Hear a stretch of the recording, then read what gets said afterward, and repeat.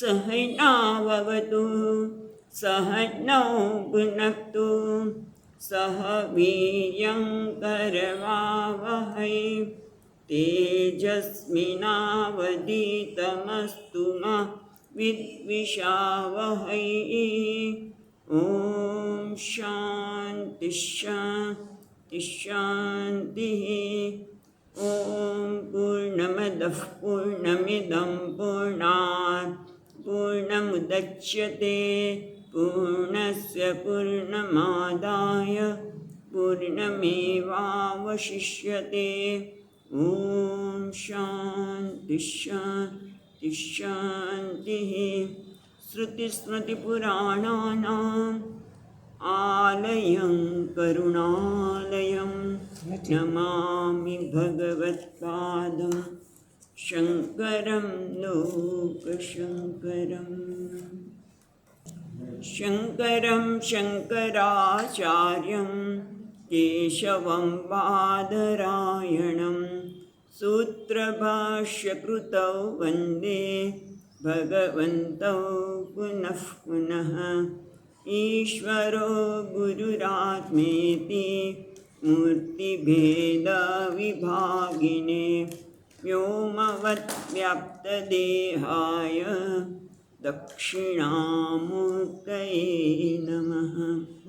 ॐ पार्थाय प्रतिबोधितां भगवता नारायणेन स्वयं व्यासेन ग्रथितां पुराणमुनिना मध्ये महाभारतम् अद्वैतामृतवर्षिणीं भगवतीम् अष्टादशाध्यायिनीम् अम्ब त्वामनुसन्दधामि भगवद्गीते भगवद्वेषिणीम्। यं ब्रह्मा वरुणेन्द्ररुद्रमरुतः स्तुन्वन्ति दिव्यैस्तवैः वेदैः साङ्गपदक्रमोपनिषदैः गायन्ति यं सामगाः। ध्यानावस्थिततद्गतेन मनसा पश्यन्ति यं योगिनः यस्यान्तं न विदुःसुरासुरगणाः। देवाय तस्मै नमः।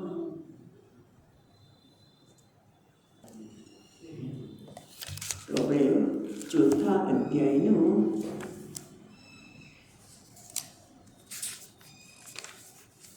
7મા શ્લોકે પાઠ કરીએ છીએ।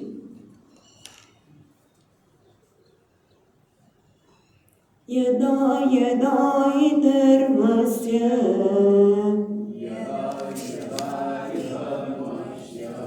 ग्लानिर्भवति भारत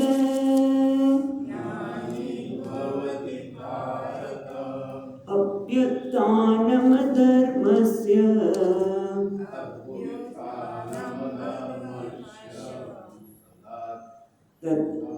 तदात्मानं सृजाम्यहम्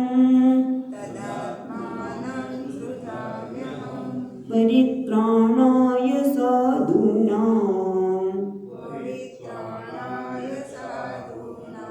विनाशाय च दुष्कृताम् धर्म संस्थापनार्थाय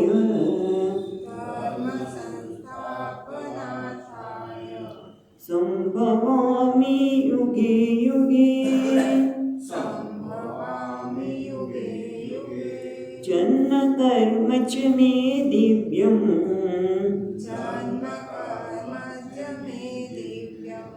एवं यो वेत्ति तत्त्वतः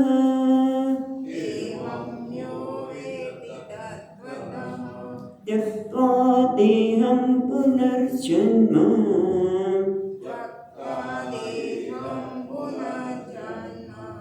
नैति मामेति सोऽर्जुन।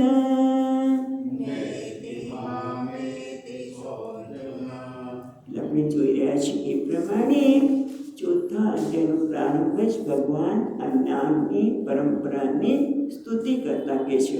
અને એમાં પ્રશ્ન ઉત્પન્ન થયો અર્જુને કે તમે આ વિવસ્વાને જ્ઞાન કેમ આપ્યું? એટલે ભગવાન હવે અહીંયા 7મા અને 8મા શ્લોકમાં આપણને અવતારની વાત કરે છે. અને વેદાંતને પણ અવતાર સ્વીકારે છે. બહુ મહત્વનું છે વેદાંતિઓ માટે પણ, કારણ કે ભગવાન કહે છે યદા યદા હિ ધર્મસ્ય ગ્લાનિર્ભવતિ. એ ભારત ધર્મની ગ્લાનિ એટલે કે ધર્મ ઓછો થતો જાય છે. અને એવું છે કે ધર્મ એટલે ધારણા ધર્મ, જેના દ્વારા આ પૃથ્વી ધારણ કરાઈ રહી છે. એ કોના દ્વારા થઈ રહી છે? તો કે ધર્માત્મા દ્વારા. જે પુણ્યાત્મા છે એના દ્વારા પૃથ્વી ધારણ થઈ રહી છે. અને ધર્મનું પાલન કરવું સરળ નથી, કારણ કે બે વસ્તુ છે. એક તો સંયત આત્મા, એ આત્મા એનું સંયમી હોય, અને સાથે સાથે સહન કરવાની તૈયારી હોય. સ્વામીજીના શબ્દમાં કહે તો વેઠવાની તૈયારી હોય. તેમ જો રામચંદ્રજી, યુધિષ્ઠિર કેટલું ધર્મનું પાલન કરતા હતા, અને પછી કેટલું વેઠ્યું. જંગવનમાં જવું એમને પડ્યું પાંડવોને, પણ પછી છેવટે સત્યમેવ જયતે. પણ ધર્મનું પાલન કરવું સરળ છે. રામચંદ્રજીના જીવનમાં જુઓ, શ્રી કૃષ્ણ પણ ધર્મનું પાલન કર્યું છે. ધર્મ દ્વારા આપણને શિક્ષા પણ આપે છે ભગવાન અવતાર ધારણ કરે ત્યારે. અને અહીંયા આપણને કહે છે ધર્મની જ્યારે રાસ થાય છે, ઓછો થઈ જાય છે ત્યારે. અને ધર્મ એટલે કીધું ને, ભગવાન શ્રી રામ એટલે રામ વિગ્રહવાન ધર્મ. મૂર્તિમંત જો ધર્મ જોવો હોય તો શ્રી રામ છે. એના જીવનમાં આપણે ધર્મ કોને કહેવાય એ બતાવે છે. પિતા તરીકે કયો ધર્મ, પુત્ર તરીકેનો પોતાનો કયો ધર્મ છે, પત્ની માટે પતિએ કયો ધર્મ હોય, રાજા તરીકે કયો ધર્મ, બધા ધર્મ આપણને ભગવાન શ્રી રામમાં જોવા મળે છે. એટલે કે એમાં કેટલું સહન કર્યું મહારાજે, 14 વર્ષ વનવાસ પણ ગયા પિતાના પુત્ર તરીકે પોતાના ધર્મનું પાલન કરવા માટે. પણ ટૂંકમાં ધર્મનું પાલન કરવું સરળ નથી, એમાં સહન કરવું પડે. આપણે તો ધર્મનું પાલન ત્યાં સુધી કરીએ જ્યાં સુધી મને સહન ઊભું કરવું ન પડતું હોય તો ધર્મનું પાલન કરવા તૈયાર છું. ને એટલા માટે ધીમે ધીમે આ ધર્મનો રહાસ થાય છે. અને આ ધર્મ તો તૈયાર જ છે. અને એટલા માટે ભગવાન કહે છે કે જ્યારે જ્યારે ધર્મસ્ય ગ્લાનિર્ભવતિ અને અભ્યુત્થાનમ ધર્મસ્ય, અને ધર્મનો અભ્યુત્થાન વધવા લાગે ત્યારે હું મારી જાતને સૃજામી અહમ, હું મારી જાતને જ સર્જન કરું છું. મારી પછી જ કહેવાય છે 9મા શ્લોકમાં કહેશે, આપણે જોઈશું. પણ ભગવાન જે અવતાર ધારણ કરે સૃજામી તથા આત્માનમ સૃજામી, હું મારી જાતને સર્જન કરું, જન્મ દઉં છું. શેના માટે? પરિત્રાણ સાધના. જે સાધુ પુરુષો છે, જે ધાર્મિક છે, જે ધર્મનું પાલન કરે છે, એનું રક્ષણ કરવા માટે. કે ધર્મથી જ આ જગત ટકી રહ્યું છે. અને એ વસ્તુ આપણને જોવા મળે છે. વિનાશાચ દુષ્કૃતામ, અને દુષ્કૃત્યોના નાશ માટે. એટલું જ નહીં, ધર્મ સંસ્થાપના થાય. ધર્મનું સંસ્થાપન એટલે આ જ્ઞાનનું પ્રદાન. અત્યારે આપણે ગીતાનું જ્ઞાન પણ અર્જુન નિમિત્ત બનાવીને આ ધર્મનું સંસ્થાપન કરવા માટે આપ્યું. અને એ જ રીતે ખાલી ભગવદ્ ગીતા આપી છે એવું નથી. ભાગવતનો 11 સ્કંદ ઉદ્ધવજીને આખું જ્ઞાન આપ્યું, આખું આત્મજ્ઞાન જ છે. અને અનુગીતા, મહાભારત, કેટલી બધી જગ્યાએ ભગવાને ધર્મનું સંસ્થાપન કરવા માટે આ બધા જ્ઞાનનો ઉપદેશ આપ્યો. અને આ રીતે ભગવાન કહે છે કે જ્યારે યદા યદા હિ ધર્મસ્ય, અથવા તો બીજી રીતે કહીએ તો કે આ સૃષ્ટિમાં જ્યારે સમાજમાં એવી તાતી જરૂરિયાત થાય, ધર્મનો રાસ થતો લાગે, સમાજ દુઃખી થતો હોય, પીડાતો હોય, ત્યારે ભગવાન કહે છે કે હું એ આતી જરૂરિયાતને પૂરી પાડું છું. જેમ કે આપણા જીવનમાં આપણે લોકો સાંભળેલો છે શું? કારણ કે જોયું નથી. કેટલા લોકો જોયું પણ હશે, પણ જેમ કે ભારત આમ સોના કી શું કંઈ ગીત છે ને, सोने की चिड़िया जहाँ बसती है वो भारत देश हमारा, वो भारत देश हमारा, जो सोने की चिड़िया जहाँ बसती है वो भारत देश हमारा. પણ આપણે તો કંઈ સોનાની ચીડિયા જોઈ નથી, કારણ કે બધા સોનું તો આવીને ડોલા લૂંટી જ ગયા, જેટલું તો લઈ ગયા. અને એટલું જ નહીં, એનાથી પણ લૂંટા રાખો કે જે કહેવાય શબ્દ, બ્રિટિશો આવીને આપણે ગુલામ બનાવી ગયા, કેટલા વર્ષો સુધી ગુલામ રાખ્યા. અને આપણે ગુલામ છીએ એવું પણ હજી એ ગુલામી આપણા મનમાંથી ગઈ નથી. એટલું બધું એ લોકોએ જુલમ કર્યો. અને ત્યારે તાતી જરૂર પડી આપણે મહાત્મા ગાંધી તો ખરા છે, પણ એના જેવા કેટલા બધા મહાત્મા ઊભા થયા અને બધા થઈને આપણે સમાજને આ લોકોનામાંથી મુક્ત કર્યા. એટલે ભગવાન આ રીતે પણ એટલે ભગવાન કેટલા સૃષ્ટિની રચના કરી છે, ત્યારે આ રચનાને અનુકૂળ થવા માટે, સંવાદિતા માટે હું એ જરૂરિયાતને પણ પૂરી કરું છું. પણ આપણે જોઈ શકીએ. અને એથી પણ આગળ આ તો ભગવાનનો ભૌતિક અવતાર છે, બધા જોઈ શકીએ છે. પણ બીજો એક અવતાર છે આધ્યાત્મિક અવતાર. એ બહુ મહત્વનો છે. વેદાંતિઓ માટે આધ્યાત્મિક અવતાર મહત્વનો છે. શું છે કે બધાના જ્યારે કોઈ સાધકના હૃદયમાં જ્ઞાન થાય કે હું એ પરમ તત્વ છું, હું બ્રહ્મ છું, એવું જ્ઞાન થાય. એ કેવી રીતે થાય છે? ભગવાન જ અવતારે છે આપણા હૃદયમાં. જ્યારે આપણે શાસ્ત્રનું શ્રવણ કરીએ છીએ ત્યારે આપણા હૃદયમાં એ તત્વ હું છું, હા આ મારી વાત થાય છે. એ કેવી રીતે થાય છે? ભગવાન છે પોતે. કારણ કે 10મા અધ્યાયમાં કહેશે, જે મને પ્રીતિપૂર્વક ભજન કરે છે, દદામી બુદ્ધિ યોગમ તે એન મામ ઉપયાંતિ તે નાસ્યામી આત્મભાવસ્તમ જ્ઞાનદીપેન ભાસ્વતા. જે મને પ્રીતિપૂર્વક ભજન કરે છે એને જીવનમાં કશું જોઈતું જ નથી.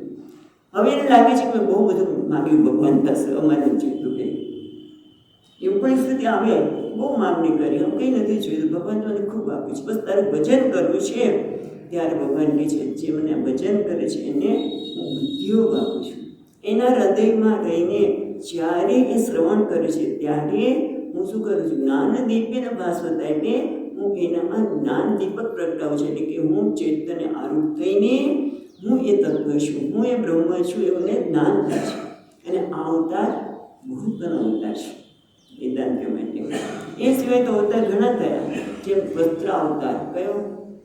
દ્રૌપદીએ મુશ્કેલમાં પડી ગયા અને ભગવાન વસ્ત્રરૂપી અવતાર ધારણ કરી અને દ્રૌપદીની મદદ કરી. એમ આપણા દરેકના જીવનમાં ક્યાંક ને ક્યાંક આપણને એમ લાગે કે ક્ષણ માટે ભગવાન આવી અને આપણો ઉદ્ધાર કરી ગયા, આપણે મદદ કરી ગયા. આપણો અવતાર જ છે. એટલે અવતારનો આપણે સ્વીકાર કરીએ છીએ, પણ અવતાર મહત્વનો છે. પછી આગળ કહે છે જન્મ કર્મ ચ મે દિવ્યમ એવમ યો વેત્તિ તત્વતઃ ત્યક્ત્વા દેહમ પુનર્જન્મ ન એતિ. વાંચી લીધેલો છે આ શ્લોક. ન એતિ મામ એતિ સો અર્જુન. હે અર્જુન, જન્મ કર્મ ચ મે દિવ્યમ. એ અર્જુન, મારા જન્મ અને કર્મ બંને કેવા છે? દિવ્ય છે. એવું વેત્તિ તત્વતઃ. ભગવાન કહે છે મારો જન્મ માટે કોઈ પ્રયોજન નથી. દિવ્ય છે એટલે શું? મારું કોઈ પ્રયોજન જ નથી, અલૌકિક છે સદો. કારણ કે દરેકનો જન્મ, કોઈ પણ પ્રાણી માત્રનો જન્મ એના કર્મને આધારે થાય છે. એના કોઈ પ્રયોજન છે. શું પ્રયોજન છે જન્મ લેવાનું? કે ભાઈ મને સુખ જોઈએ છે અને હંમેશા સુખ મળે એવું સુખ જોઈએ છે, ક્યારેય દુઃખ ન આવે, એ પ્રયોજન છે બધાનું. મને સુખ જોઈએ છે અને ક્યારેય દુઃખ મારી પાસે ફરકે જ નહીં, એ ઈચ્છે છે. એ પ્રયોજનથી મારો જન્મ લે છે. ભગવાન માટે કયું પ્રયોજન છે જન્મ લેવાનું? કંસને મારવાનું. યદા યદા હિ ધર્મસ્ય કદાચ. પણ જન્મ અજોપી સન, જન્મ લેવાનું કોઈ કારણ જ નથી. તો અજન્મ છું, પૂર્ણ છું, નિત્ય શુદ્ધ બુદ્ધ મુક્ત છું. મુક્ત થવાનું માટે નથી પ્રયોજન. આપણે મોક્ષ જોઈએ છે, મુક્ત થવું છે. સુખ જોઈએ છે, દુઃખ નથી જોતું. એનું કારણ શું છે? મોક્ષ જોઈએ છે. એ પ્રયોજન છે. એ તો નિત્ય શુદ્ધ બુદ્ધ મુક્ત છે, એટલે કોઈ પ્રયોજન પણ નથી. અને કર્મ પણ કેવું છે? રાગ દ્વેષ રહિત. દિવ્ય એટલે એમાં કોઈ રાગ પણ નથી કે દ્વેષ પણ નથી. હે, રાગ કે દ્વેષ નથી. તમે જો ભગવાન કોઈ રાગથી પ્રેરાઈને, આપણે ધર્મની વાત કરીએ તો કૃષ્ણ ભગવાન પણ ધર્મનું પાલન કેવું કર્યું છે. સાંદીપનીમાં ગયા, શું શેના માટે ગયા? સાંદીપની ગયા, ગુરુકુળમાં સેવા કરી, રાજકુમાર હોવા છતાં લાકડા કપાઈ જાય અને સાવ સામાન્ય બાળકની જેમ બે ગરીબમાં ગરીબ સુદામા સાથે પણ મિત્રતા કરે. કેમ? યદા યદા યદ્યતાચરતી શ્રેષ્ઠ તત્ત દેવે તરોજના. એટલે ધર્મનો સંસ્થાપ કરવા માટે તને જન્મ લો છો અને ત્યારે આ બધા કર્મ કરું છું. દિવ્ય કર્મ એટલે કે ગુરુકુળમાં જાઓ, ત્યાં સાંદીપનીમાં ગુરુજીની સેવા એ કરો, બધું કરો, પણ એમ અમારે કંઈ મેળવાનું હોતું નથી.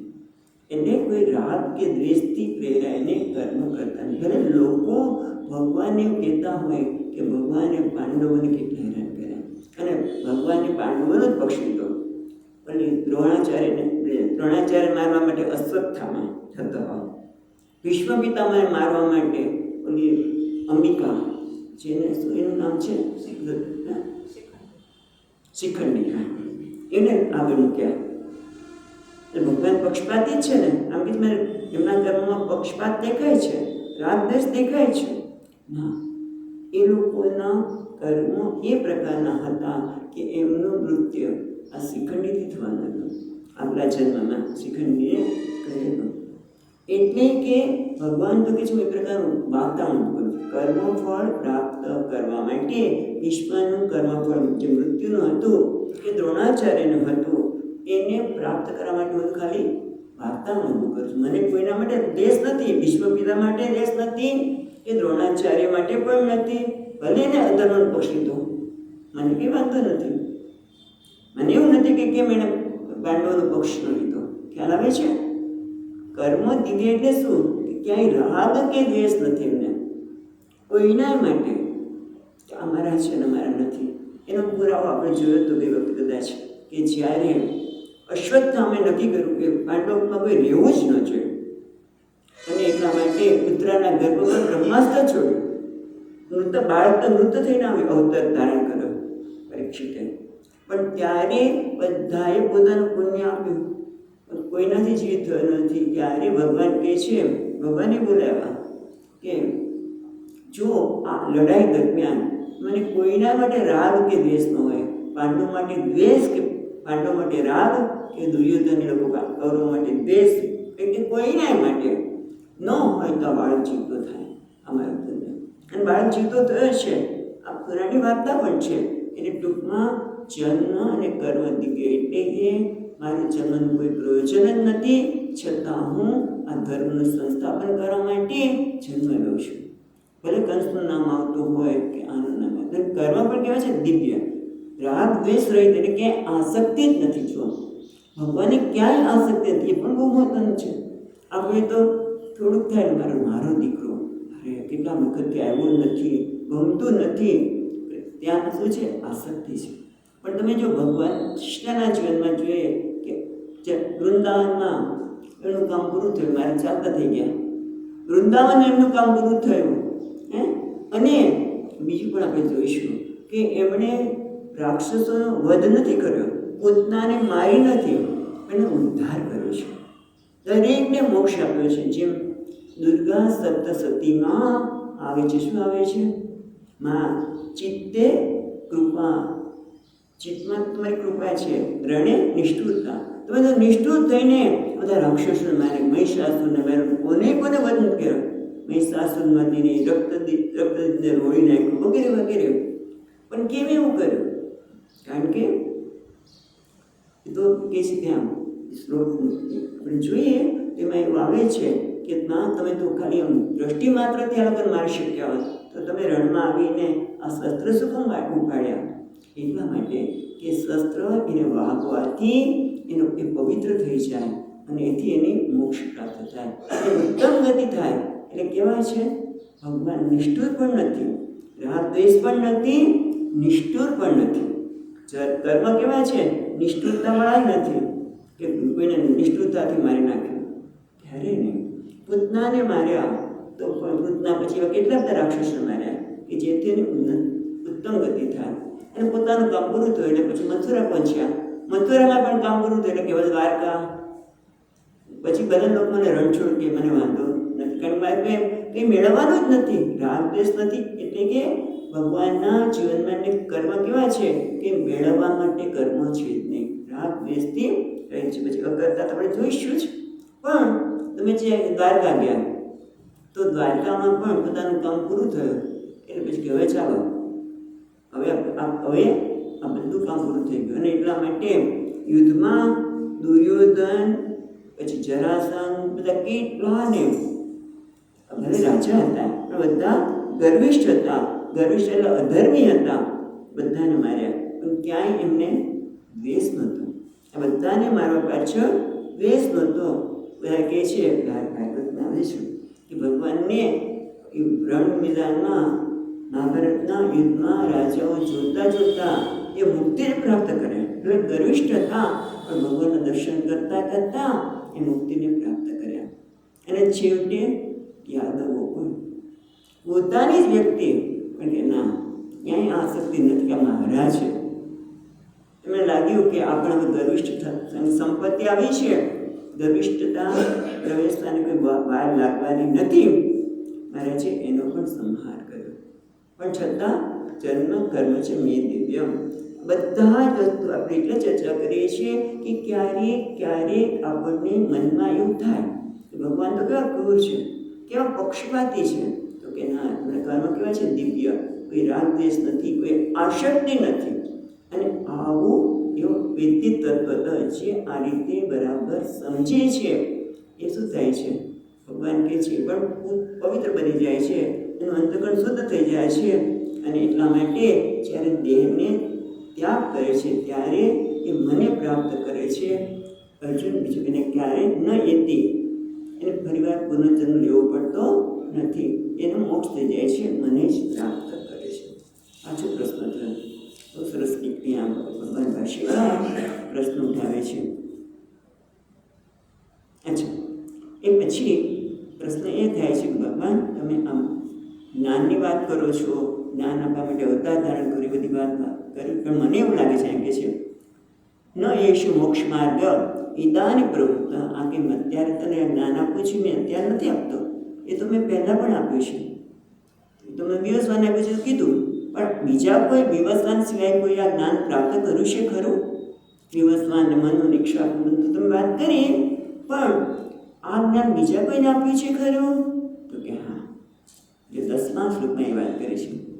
વીતરાગ ભય ક્રોધા, 10મો શ્લોક.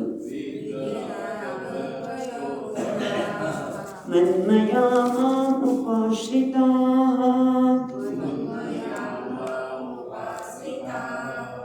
બહવ જ્ઞાન તપસા પૂતા મદ્ભાવમાગતા.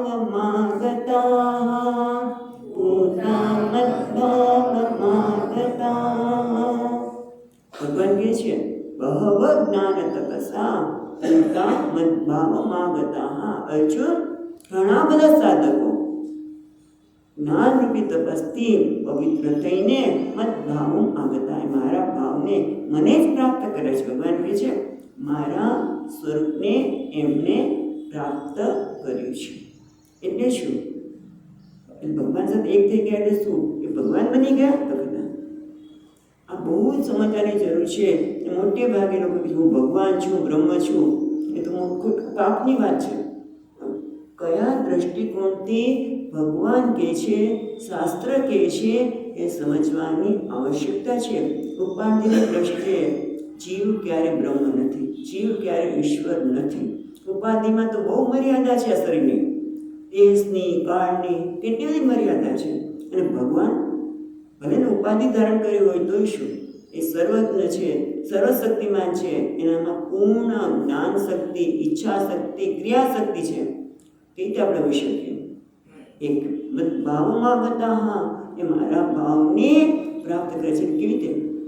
જેમ રમણ મહર્ષિ કહે છે જીવ ઈશયો વેસદી વિદા જીવ ઈશયો વેશથી વિદા. જીવ અને ઈશ્વર બંને વેશથી જુદા છે. ખરેખર વેશથી પણ જુદા નથી. વેશ પહેરવાથી જુદાપણું નથી આવતું. ક્યાં આવે છે જુદાપણું? અહંકાર. આ વેશ હું છું એવું જે માને છે એટલે હું જુદો, ઈશ્વર જુદો.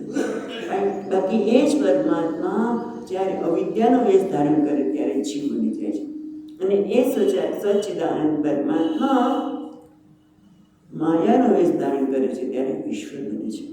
હે માયાના વેશથી, જેમ એક જ અભિનેતા ભિખારીનો વેશ લે ત્યારે ભિખારીનો વેશ લીધો ભિખારી બની ગયો, અને રાજાનો વેશ લે ત્યારે રાજા બને. પણ રાજા અને ભિખારી બંને જુદા છે ના, વેશથી જુદા છે, પણ ખરેખર તો કોણ છે? એ જ અભિનેતા રાજા પણ છે અને ભિખારી પણ છે. એમ એ જ પરમાત્મા જીવાત્મા છે જે અલ્પ છે, દીન છે, હીન છે, અને એ જ ઈશ્વર છે. પણ કોણ? વેશના લીધે. વેશથી વિદા, વેશના લીધે એ લોકો જુદા છે. અને ખરેખર વેશ આપણે વાત કરીએ કે વેશ નહીં, પણ વેશમાં જે અહંભાવ છે એ અમને જુદા પાડે છે. જો અહંભાવ છોડી દો તો કંઈ વાંધો જ નથી. એટલે અહંભાવ છોડી કેવી રીતે શકાય? કે કહી દો એટલે છૂટી થોડું જાય છે. મૂકી દીધો કે બજારમાં વસ્તુ લેવા જઈએ તો પૈસા આપીને લઈ લઈએ, એમ અહંકાર છૂટતો નથી. પણ એના માટે જ્ઞાન તપસા પૂતા, જ્ઞાનરૂપી તપસથી પવિત્ર થાય છે. પણ એ જ્ઞાનરૂપી તપસ થાય ક્યારે? વીતરાગ ભય ક્રોધા મન્મના મામ ઉપાસિતા. એક તો શું છે? વીતરાગ ભય ક્રોધા, જેમાંથી રાગ, ભય અને ક્રોધ જતા રહે છે. એ પણ આપણા હાથમાં નથી. ખ્યાલ છે? એ કંઈક ત્યાં પ્રયોજન હોય તો ભય, રાગ, ક્રોધ આવવાનું છે. ભય પણ થાય, રાગ પણ થાય, ક્રોધ પણ થાય. જેમ સ્વામીજી મહારાજ દ્રષ્ટાંત આપે કે રોજ સાંજ પડે બધા મિત્રો આવે, બધા સાંજ પડે બધા મિત્રો આવે. શેના માટે? એની થેલી પડી છે શેની? દારૂની.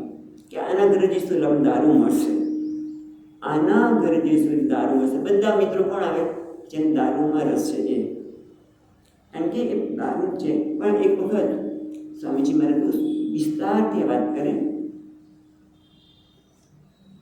કે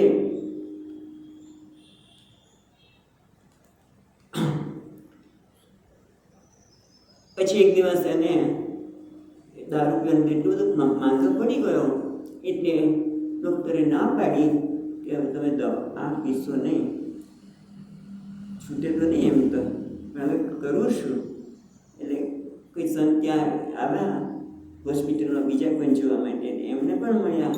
એમ બધી વાત કરી કે હા આ ધર્મની વાત તો સરસ છે, એટલે હવે તમે જાઓ ત્યાં સાંજે રામાયણ વાંચો. કોણ આવશે? આવશે.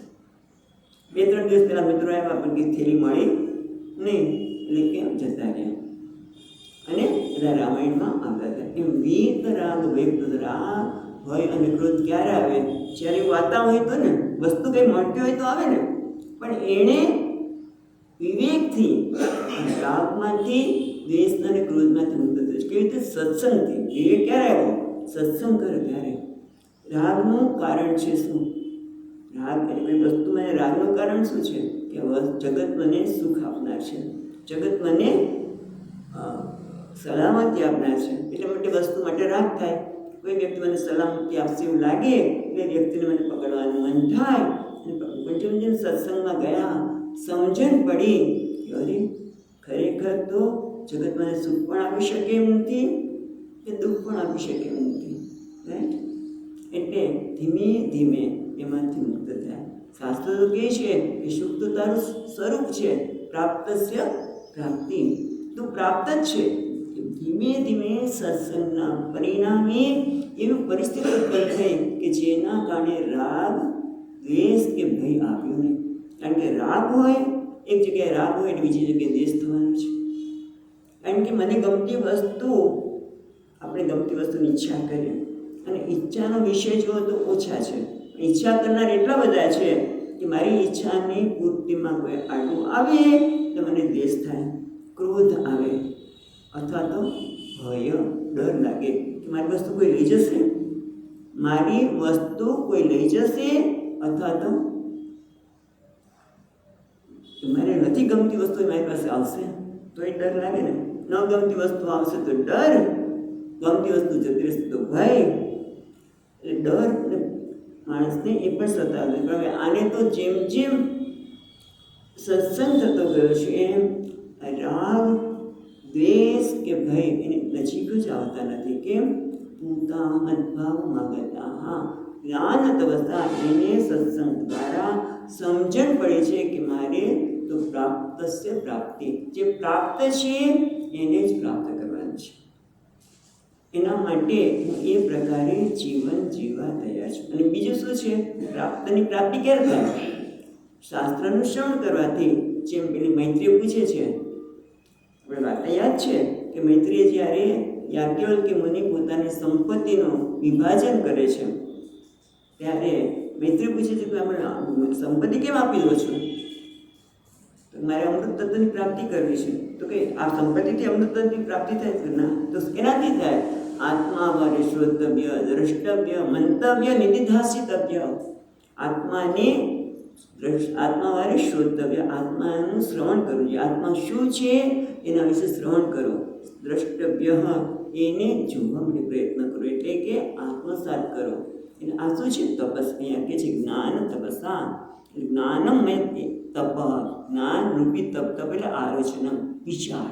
શાસ્ત્રને સંમત જે વિચાર કરવામાં આવે છે એને જ્ઞાન તપ કહ્યું. જ્ઞાન તપસા ભૂતાહા. આ જ્ઞાન રૂપી તપથી કોણ છે? માણસ પવિત્ર થાય છે. કેમ? તપ તો ઘણા બધા છે પણ સૌથી શ્રેષ્ઠ તપ કયું છે? જ્ઞાન. બીજા તપ નકામા. એકાદશી આવે ત્યારે ઉપવાસ કરીએ છીએ, એટલા પાઠ કરીએ છીએ, ગીતાના પારાયણ કરીએ છીએ વગેરે બધા તપ નહીં, એ પણ તપ જ છે. એ તપ છે, એ ના નથી. અમે સમુદ્ર સ્નાન કરવા જઈએ એ પણ તપ છે, યાત્રા કરીએ પણ તપ જ છે. બધું તપ જ છે. કારણ કે મુશ્કેલ વેઠવી પડે. કેમ મળે કે પાછળ બેસવાનો વારા આવે સાથે ગયા હોય તો એ તપ છે. પણ એ તપ એળે જાય છે તો ના, એ કોઈ તપ એળે જતા નથી. તપ ખોટા નથી. પણ સ્વામીજી મહારાજ કેમ ત્યાં આત્મબોધમાં પણ આવે છે કે તમે રસોઈ કરવી હોય ત્યારે દાળ, ચોખા, ઘી, તેલ બધું જ હોય. પણ સૌથી મહત્વનું શું છે? બધું મારી પાસે હોય, દાળ, ચોખા બધું હોય, પણ જો અગ્નિ ન હોય તો, ગેસ ન હોય તો કંઈ ન થાય. અગ્નિ શું છે? મહત્વની અંગ. એમ જ્ઞાન તપસ એ સૌથી શ્રેષ્ઠ છે. બીજા તપસ ખોટા છે એવું નથી. પણ જ્ઞાન એવ તપસ. જ્ઞાન તપસા ભૂતાહા. ભૂતા એટલે પરામ શુદ્ધિ ગતાહા, એકદમ પવિત્ર બને છે. અને અમે સત્વગુણની પ્રાધાન્યતા છે એવું કહી શકાય. સંત મદભાવમ ઈશ્વર ભાવમ મોક્ષ આગતાહા સંપ્રાપ્તુતાહા. એને અહીંયા કહે છે મદભાવ એટલે ઈશ્વરના ભાવને. જે આપણે શરૂઆત એ જ કરી કે જ્યાં સુધી ઉપાધિમાં અહમ બુદ્ધિ છે, ઉપાધિને જ હું માનું છું, એમાંથી ધીમે ધીમે શ્રવણ દરમિયાન સ્વામીને યાદ આવે છે. ઘણી બધી વખત એવું પણ બને કે શરીર હું માનીને હું વ્યવહાર કરું છું. ઘણો લાંબા સુધી શરીર માનીને જ વ્યવહાર થતો હોય. પછી ઘરે આમ હું શરીર હું થોડો છું, આ મન હું થોડો છું. મનથી મને મારું કોઈ અપમાન કર્યું, ક્યાંય સુધી દુઃખ લાગ્યું, ના ના હું મન હું નથી, આ બુદ્ધિ હું નથી. એમ ધીમે ધીમે પૂતાહમદ ભાવ હતા. શ્રવણના પરિણામે એ ધીમે ધીમે આ બધામાંથી અહમભાવમાંથી મુક્ત થાય છે. અનેક પ્રકારના ભ્રમો આપણે ઉપાધિને હું માનવાથી કર્યા હતા, એ બ્રહ્મમાંથી મુક્ત થવા કહેવાય ને પૂતાહા, એ પવિત્ર બની જાય છે. પરમ શુદ્ધિમાં ગતાહા. અને જ્યાં શુદ્ધિ આવે ત્યારે આત્મા તો મારું પોતાનું છે. આત્મા કે જે છે ને દૂર તો છે ને, મારી અંદર જ છે. પણ એ પરમાત્મા પ્રગટ થાય છે અને તરત જ પૂતાહા. મહત્વની વસ્તુ છે પૂતાહા. એ પવિત્ર થવાના લીધે એને દેખે છે હા એ તત્વ હું છું. અને એના કારણે ભગવાનના સ્વરૂપને પ્રાપ્ત કરે છે. એટલે કે ભગવાનનું સ્વરૂપ પણ શું છે? ખરેખર તો ઉપાધિની દ્રષ્ટિએ સર્વજ્ઞ સર્વશક્તિમાન છે. એના એક ઉપાધિમાં અહમભાવને લીધે હું મારા જાતને એક જીવાત્મા માનું છું. પણ ખરેખર તો હું કોણ છું? ચૈતન્ય છું. ચૈતન્ય સ્વરૂપ છું, સચ્ચિત સ્વરૂપ. સત અસ્થિ ભાતિ પ્રિય.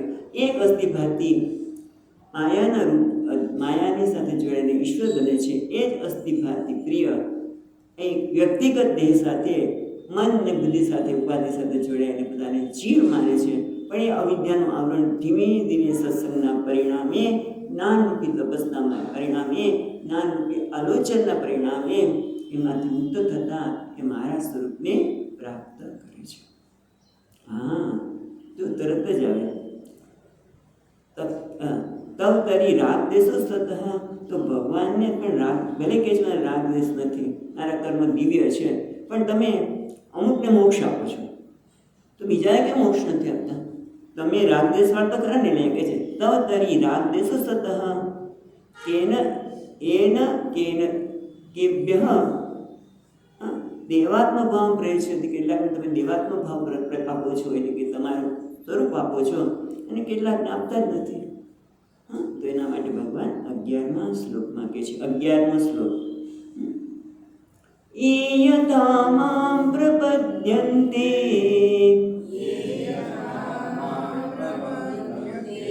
તં તથૈવ ભજામ્યહં, તંસ્તથૈવ ભજામ્યહં. મમ વર્ત્માનુવર્તન્તે, મમ વર્ત્માનુવર્તન્તે મનુષ્યા પાર્થ સર્વશઃ, મનુષ્યા પાર્થ સર્વશઃ. આ શ્લોક છે એ બહુ મહત્વનો શ્લોક છે. આ શ્લોક ભગવાન જે એ છે એ ગીતાનો મહત્વનો શ્લોક એટલા માટે છે કે ભગવાનની ઉપાસના કેવી રીતે કરવી એ આપણને આ શ્લોકમાં, ભગવાનની ઉપાસના કેવી રીતે કરવી એનો ઉત્તર આ શ્લોકમાં ભગવાન આપે છે. શું કહે છે? એ યથા મામ પ્રપદ્યન્તે, યથા જેવી રીતે, એટલે જે કોઈ મામ પ્રપદ્યન્તે મારી ઉપાસના કરે છે. પ્રપદ્યન્તે શરણે આવે છે. બીજા શબ્દોમાં સરળ ભાષામાં કહીએ તો પ્રપદ્યન્તે ઉપાસન્તે, ઉપાસના કરે છે. તામ તથૈવ ભજામિ અહમ, જે રીતે મારી ઉપાસના કરે છે, તામ તેને, તથા એવ તેવી જ રીતે હું ભજામિ અહમ, હું એને અનુગ્રહ કરું છું, એના પર અનુગ્રહ કરું છું. બીજી રીતમાં કહે છે, મમ વર્તમાન વર્તન્તે મનુષ્ય પાર્થ સર્વસઃ. હે પાર્થ, બધા જ લોકો, મમ વર્તમાન વર્તન્તે મનુષ્યા, બધા સર્વશ, પછી જોઈએ છે સર્વશ સર્વ પ્રકારે, સર્વ પ્રકારે બધા મનુષ્યો છે એ મારા માર્ગનું અનુસરણ કરે છે. એ આપણે કેવી રીતે કરે છે જોઈશું. પણ પહેલાં તો ભગવાન કહે છે કે એ યથામામ પ્રપદ્યન્તે, જે પ્રકારે મારી ઉપાસના કરે છે, જે પ્રકારે મને પ્રાર્થના કરે છે, કર્મ કરે છે, એ રૂપમાં, જે રૂપમાં મને આહ્વાન કરે છે એ રૂપમાં એને હું ભજામી, એને અનુગ્રહ કરું છું. સ્વામીજી કે જેમ કે કોઈ વ્યક્તિ છે ચોરી કરે છે, ધન જોઈએ છે, ધન જોઈએ છે અને ચોરી કરે છે, તો ભગવાન કહે છે એને અનુગ્રહ કરું છું. કેવી રીતે? કારાગૃહમાં મોકલીને એનું કલ્યાણ થાય. એ મોકલવાની પાછળ દ્વેષ નથી. આપણે આગળ જોયું, કર્મ દિવ્ય છે, એને કારાગૃહમાં મૂકીને એનું કલ્યાણ થાય. જેમ હમણાં જ આપ્યું કે એના પિતાના આજીવન કેદ, શેના માટે? એને કર્મ કર્યું, એ યથામામ પ્રપદ્યન્તે, હું એને એ પ્રકારે ફળ આપું છું. પણ મહત્વની વસ્તુ છે કે ભગવાનનું કોઈક દર્શન કરું છું, ભગવાન અમારે શ્રી કૃષ્ણના દર્શન કરવા છે, લડ્ડુ ગોપાલના દર્શન કરે છે, ભગવાન કે લાંબા સમય તેનું ચિંતન કરતું, એ રૂપે દર્શન આપું છું, પણ એ અંતિમ નથી. કહ્યું છે મત ભાવો માગતા શ્રેષ્ઠ છે, એ આપણે આગળના શ્લોકમાં જોયું. પણ અહીંયા પ્રશ્ન એ થાય છે, બહુ સુંદર ભગવાન ભાષ્યકારે સમજાવે છે. આપણે ભાષ્ય જોતા જશો તો કે છે, એ યથા પ્રકારેણ એ પ્રયોજને યત ફલાતન, જેનું પ્રયોજન જે પ્રકારનું છે, જે પ્રકારનું ફળ ઈચ્છે છે, એ પ્રકારે એનું ફળ પ્રદાન કરીને હું એના પર અનુગ્રહ કરું છું. મહત્વનું છે, એટલે કે જે વાવે એવું લડે. જે પ્રકારનું એ વાવે છે, જે પ્રકારે જે પ્રયોજનથી ભક્તિ કરે છે, એ પ્રકારે હું એને અનુગ્રહ કરું છું, એ રીતે એને આપું છું. આ બહુ મહત્વનું છે કે એ યથામાં પ્રબંધ્યતે. એટલે આ પણ આપણા મનમાં એક સમજણના અભાવે ઘણી વખત આપણે એમ થાય છે કે આપણું પ્રાર્થના, આપણો ધર્મ, આપણું હું જે કંઈ કરું છું બરોબર નથી, આના કરતાં આ વધારે શ્રેષ્ઠ છે. તો શું કહે છે કે વિવિધ ધર્મો કે પંથો પોતાની પ્રાર્થના, કારણ કે દરેક ધર્મમાં પોતાની પ્રાર્થના હોય છે, પણ એટલે એનો અર્થ એ નથી થતો કે એક પ્રાર્થના બીજી પ્રાર્થના કરતાં ચડિયાતી છે, વધુ લાભદાયક છે. એ સમજવાની જરૂર છે. એ યથા મામ પ્રપદ્યન્તે તામ તથૈવ ભજામ્યહમ. ખ્યાલ આવે છે કે કોઈ પણ ધર્મની કોઈ પણ પ્રાર્થના, દરેક ધર્મની પોતાની પ્રાર્થના હોય, પણ એથી આ પ્રાર્થના શ્રેષ્ઠ છે અને આ પ્રાર્થના નિકૃષ્ટ છે એ નથી. આ મંત્ર શ્રેષ્ઠ છે અને આ મંત્ર જોજો ઘણી બધી વખત આપણે જ કરીએ છીએ, તમે આ મંત્ર કરો તમારું આ કામ થઈ જશે, એવું નથી. મંત્ર પાછળની ઘણી ભાવના કેવી છે, કેવા હૃદયથી, ખરા હૃદયથી પ્રાર્થના કરો છો, ખરા હૃદયથી તમે એમની પાછળનું પ્રયોજન શું છે, એની પાછળ તમે કેવું હૃદય રેડો છો, ભાવના શું છે એ મહત્વ છે. એવું સ્પષ્ટ ભગવાન આ શ્લોકમાં કહે છે. સમજવાની એ જરૂર છે. એ યથા મામ પ્રપદ્યન્તે તામ તથૈવ ભજામ્યહમ. જે પ્રકારે પછી પ્રાર્થના કઈ રીતે કરે છે એ મહત્વ નથી, એની પાછળનો ભાવ કયો છે એનો કેવી રીતે જોડે છે. જેમ સ્વામી દ્રષ્ટાંત આપે કે વનવાસી લોકો છે એ વરસાદ માટે કેવું વરસાદ નૃત્ય કરે છે. કોઈ છે એ નૃત્યને વરસાદ નૃત્ય કહે, અને નૃત્ય કરે અને વરસાદ આવે. ખ્યાલ આવે છે. અને મને ખબર છે કે ખંભાતમાં લોકો માટીના ભગવાન બનાવે, માથા પર મૂકી અને વરસાદ આવો, વરસાદ આવો, વરસાદ આવો, એવું કંઈક હજી મને બરોબર યાદ નથી, પણ આપણે કે આ લોકો માટીના કંઈક બનાવીને રાત્રે સાંજે બધા નીકળે, દેવલો ઓકે છે, એને ખબર છે, દેવલો બનાવીને ફરે અને આવે વરસાદ. નહીં, વરસાદ આવે એવાની વસ્તુ એ છે કે એવું કરવા છતાં પણ વરસાદ તો આવે છે. અને કોઈ બીજી વ્યક્તિ છે એ કારીરી યજ્ઞ બન્યા છે, કારીરી યજ્ઞ કર્યો, મંત્રોચ્ચાર, વેદોચ્ચાર બધું કર્યું અને તોય વરસાદ આવ્યો. વર્ષો પહેલાં આપણે અમદાવાદમાં કરેલું અને ભગવાન વરસાદ તરત જ આવ્યો. કેટલા વખત સુધી વરસાદ નહોતો આવ્યો અને આપણે જ અમદાવાદના સ્વામીજીએ જ કરાવેલો આ યજ્ઞ અને વરસાદ આવ્યો. તો કયો શ્રેષ્ઠ? ઓલી નૃત્ય કરે છે અને વરસાદ આવ્યો, ઓલો દીવલો લઈને ગયા અને વરસાદ આવ્યો, અને કોઈ કારીરી યજ્ઞ કર્યો અને વરસાદ આવ્યો. એકમાંથી બધું સમાન જ છે.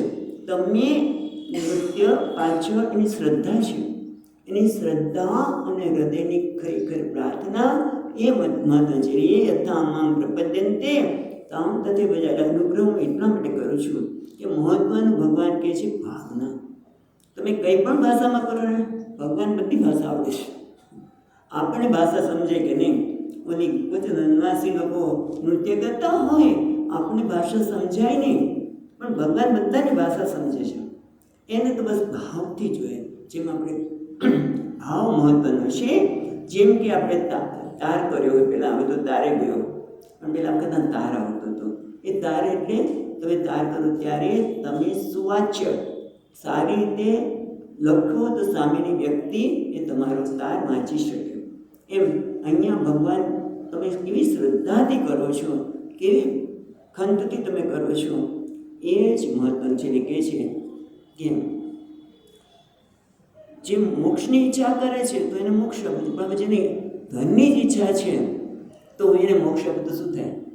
એ પ્રશ્ન એ થાય કે તમે રાગદેશવાળા છો, ભગવાન અમુકને મોક્ષ આપો છો અને અમુકને મોક્ષ નથી આપતા. તો કે ના, એ યથામામ પ્રપદ્યન્તે, એને જે પ્રકારની ઈચ્છા છે, હવે ધનની ઈચ્છા છે, એનો નાનો છોકરો રમકડું માગે છે અને પિતાજી એને પોતાની મૂલ્યવાન ઘડિયાળ આપી, એટલે બેટા આ તો એ ફેંકી દેવાનું જ છે, કારણ કે જે એને જોઈએ છે એ પ્રમાણે ભગવાન કે હું આપું છું, બીજું કશું જ નહીં. કે એ યથામામ પ્રપદ્યન્તે તામ તથૈવ ભજામ્યહમ. હવે અનિત્ય વસ્તુની માગણી કરતો હોય, હા, મને આ આપો, મને ધન આપો, મને પરીક્ષામાં પાસ કરી દો, મને આ કરી દો, પછી મારે એ જ કરવું પડે ને. પણ એની પાછળની શ્રદ્ધા અને ભાવ મહત્વનો છે. કોઈ પણ મંત્ર, કોઈ પણ પ્રાર્થના શ્રેષ્ઠ નથી, કારણ કે ભગવાન તો બધાની પ્રાર્થના સાંભળે છે, પણ એની પાછળનો ભાવ એ હતા મામ પ્રપદ્યન્તે, જે પ્રકારે ભાવના રાખે છે એ પ્રમાણે આપું છું. એટલે કે તતઃ એ ફલાર્થીના તાન ફલ પ્રદાન, જેને ફળની ઈચ્છા છે એને એ પ્રમાણે આપું છું. જેને મુમુક્ષુ છે એને જ્ઞાન જોઈએ છે તો જ્ઞાન આપું છું, પણ જે પ્રકારે માગે છે એ આપું છું. કારણ કે મમ વર્તમાન વર્તન્તે મનુષ્યા, એ શંકરાચાર્ય મહારાજ મનુષ્યની પણ વ્યાખ્યા કરે છે. શું કહે છે? એ ફલાર્થિતયા યસ્મિન કર્મણે અધિકૃતા એ પ્રયતંતે તે મનુષ્ય ઉચ્યંતે, તેને મનુષ્ય કહેવામાં આવે છે. જો મહારાજે મનુષ્યની વ્યાખ્યા કરતા શું કહે છે કે યત ફલાર્થિતયા યસ્મિન કર્મણી અધિકૃતા એ પ્રયતંતે તે મનુષ્ય ઉચ્યંતે. મનુષ્ય એવા છે કે જેને કોઈ ફળની ઈચ્છા છે, બરાબર? ફળની ઈચ્છા માટે, એ કર્મ માટે ફળની ઈચ્છા તો બધાને હોય, પણ એ પ્રકારના અધિકારી હોવા જોઈએ ને. મને તો ઘણું જોયું છે, પશુઓને કંઈક જોતું હોય પણ એના માટે એ કર્મ કરી ન શકે, તો એને મળે નહીં. એટલે ફલાર્થિતયા અને કર્મની અધિકૃતા, અને કર્મમાં અધિકાર હોય એવા એને મનુષ્ય કહેવામાં છે. બધા જ મમ વર્તમાન વર્તન્તે, એ બધા જ મારા માર્ગને અનુસરે છે. એ કેવી રીતે ભાઈ? ઓલાને મોક્ષ જોઈએ છે, આને ધન જોઈએ છે, આને પરીક્ષામાં પાસ થવું છે, એને આ જોઈએ છે, તો બધા જ મારા માર્ગને અનુસરે છે. એ કેવી રીતે કહી શકાય? તો કંઈક જ કેવી રીતે કહી શકાય કે બધાને આ બધું ધન જોતું હોય, કંઈક પણ વસ્તુ જોતી હોય, પણ એની બધાની પાછળનો હેતુ શું છે? કે બધાને અલ્પતામાંથી મુક્ત થવું છે. કોઈને ઉણપ ગમતી નથી. એ કોઈ પણ પ્રકારની ઈચ્છા કરે છે એના માટે કે જેથી હું આમાંથી મુક્ત થાઉં. ઈચ્છાની, દરેક ઈચ્છાની પૂર્તિ શેના માટે છે? કે ઈચ્છામાંથી મુક્ત થવા માટે જ છે. અને ઈચ્છાનું કારણ શું છે? અલ્પતા, ઉણપ. મને આ નથી મળ્યું, અરે ક્યારે મળે? કારણ કે દરેકને ખરેખર ઈચ્છાની પૂર્તિ પાછળનો હેતુ શું છે? અલ્પતામાંથી મુક્ત થવું છે. અને અલ્પતા મુક્ત થવું છે શું છે? ઋણતા જોઈએ છે. કોઈને ભેદભાવ ગમતો નથી, કારણ કે અલ્પતામાં ભેદભાવ છે. અને એટલે બધાને અલ્પતામાંથી મુક્ત થવું છે. અને બીજી વસ્તુ કે સ્વામીજી કહે છે ને, વોટ ઇઝ ઈશ્વર, વોટ ઇઝ ઈશ્વર, જે કંઈ છે કોણ છે? ઈશ્વર છે. બધે જ ઈશ્વર જ છે. એટલે જે કંઈ છે, કોઈ ધન છે, કોઈ સત્તા છે, સ્વામી સમજાવે કે ધન છે તો એ તો મારી લક્ષ્મીજી મારા શક્તિ છે, અને સત્તા પણ મારી શક્તિ છે. એક સત્તા છે, ધન છે, કે પુત્ર છે, કે જે કંઈ છે, પણ બધું તો હું જ છું. આમ તો ભગવાન કહે છે મને જ ઈચ્છે બધા, ખરેખર તો બધા મને જ ઈચ્છી રહ્યા છે. મમ વર્તમાન મારા માર્ગને જ એ લોકો અનુસરી રહ્યા છે. અને સર્વસ્વ એટલે બધા પ્રકારે ને તમે કોઈ પણ પ્રકારે, કોઈ ધનની પ્રાપ્તિ ઈચ્છે છે, કોઈ સત્તાની પ્રાપ્તિ ઈચ્છે છે, કોઈ કહે છે મને પુત્ર જોઈએ, અને કોઈ કહે છે ભાઈ મને તો હવે અમેરિકા જવું છે. ના, અમેરિકા ન જવું હોય, અમેરિકામાં આ બધા પ્રોબ્લેમ છે, ઓસ્ટ્રેલિયા જવું છે, ક્યાંય જવું છે, મને આ પ્રકારની નોકરી જોઈએ છે. બધા પ્રયત્ન કરે, બધા પ્રકારે જ્યારે નોકરી માટે પ્રયત્ન કરે છે, કોઈને પુત્ર માટે પ્રયત્ન છે, કોઈને સત્તા માટે છે, કોઈને ધન માટે જોઈએ છે, કોઈને પરીક્ષામાં પાસ થવું છે, જે કંઈ જોઈએ સર્વ પ્રકારે છેવટે તો કોને ઈચ્છે છે? ભગવાનને છે. કારણ કે બધાને પૂર્ણતા જોઈએ છે. અલ્પતા ચાલે છે બધાને, અલ્પતા કોઈને ખપતી નથી. આ એક હકીકત છે. એટલે છેવટે બધા મારી પાસે જ આવે છે. મમ વર્તમાન વર્તન્તે, છેવટે બધા મારી પાસે જ આવે છે. અને એટલા માટે મારાથી કોઈ દૂર નથી, અને બધા મારી પાસે આવે છે. ભગવાન બહુ મોટી વાત કરે છે કે એ હતા અમામ પ્રપદ્યન્તે, મને કોઈના માટે રાગ કે દ્વેષ નથી, હું પક્ષપાતી નથી કે અમુકને મોક્ષ આપું અને અમુકને મોક્ષ ન આપું. પણ હવે જેને જે માગે એ જ આપું ને. માં ગમે તેટલું આપે, પણ છોકરો તો મને ભૂખ જ નથી, તો હું શું આપું? અને હું કદાચ એવું લાગે, આપણે આગળ જન્મકર્મમાં જોયું કે કદાચ એવું લાગે કે હું આ રાક્ષસ અધર્મી છે, ભગવાન ધર્મના માર્ગે નથી, માટે હું એને માર્યું ના. કારણ કે પિતાહમસ્ય જગત, માતા ધાતા પિતામહ, મારા માટે તો બધા સમાન છે. માને માટે તમે જુઓ બધા સમાન હોય. મા અસુરોની પણ મા છે અને દેવોની પણ મા છે, મનુષ્યની પણ મા છે, બધાની મા છે. અને મા કેવી કહેવાય કે જેને કોઈ રાગ ન હોય, દ્વેષ ન હોય. તમે જુઓ છોકરો બોલતો ન હોય એને એમ કહે ને તો પણ માને એ ગમતું હોય, એની કાળજી લેતી જ હોય. અને બીજો બાળક છે એની પણ કાળજી લેતી હોય, એને કદાચ કાળજી આપણે એમ લાગે ઓછી લે છે, પણ એનામાં સક્ષમતા છે, એ પોતાની કાળજી લઈ શકે ક્ષમતા છે માટે. પણ એને કોઈના માટે રાગ નથી, દ્વેષ નથી. એના માટે તો બધા એના બાળકો છે, ભગવાનના બધા બાળકો છે. એટલે ભગવાનને આપણે ખરેખર ભગવાને જ ઈચ્છીએ છીએ. અને ભગવાનને મમ પદ્માનું વર્તનતે મનુષ્ય પાર્થ સરસરે છે. એટલે બધા જે કંઈ ઈચ્છે છે એ કોને ઈચ્છે છે? મને જ ઈચ્છે. મારે બધા મને ઈચ્છે છે, મારી પાસે આવે છે. કોઈને અલ્પતા કે ઉણપ ગમતી નથી. અને હું જ આ બધામાં છું. એટલે તમે એમ લાગતું હોય હે અર્જુન, હે પાર્થ, કે ભગવાન વીતરાગ ભયક્રોધાહ, જે વીતરાગ ભયક્રોધ હોય એને હું મોક્ષ આપું છું અને બીજાને મોક્ષ આપતો નથી. ભાગવતમાં જ આવે છે ને કે ધ્રુવજી કહે છે કે બધાને ભગવાન મારી સાથે વિમાનમાં લઈ જવા છે. હું એકલો જ કમ આવું, બધાને લઈ જવું, બરાબર છે ને? તો ભગવાનને લઈને કોણ ગયું? અમારે ત્યાં વિમાનમાં નથી આવું, મારે તો આ કામ બાકી. તો જ ભગવાન કે જે ઈચ્છે એનું આપો ને. જેને તું કદાચ ન ઈચ્છતા હોય અને હું એને મોક્ષ આપું તો કેવી રીતે બની શકે? એટલે ટૂંકમાં ભગવાન કહે છે મને કોઈ રાગદ્વેષ નથી, મને જે પ્રકારે તમે ભજશો એ પ્રમાણે જ હું તમને એનું ફળ આપીશ. બધા મારા માટે સમાન છે. મારા હૃદયમાં તો બધાનું કલ્યાણ થાય, બધાનું ઉન્નતિ થાય, એ જ મારા હૃદયમાં છે. નથી રાગ કે નથી દ્વેષ. ઓકે, કાલે જ જોઈશું. પૂર્ણમદ પૂર્ણમિદં પૂર્ણાત પૂર્ણમુદચ્યતે પૂર્ણસ્ય પૂર્ણમાદાય પૂર્ણમેવાવશિષ્યતે. ઓમ શાંતિ શાંતિ શાંતિ.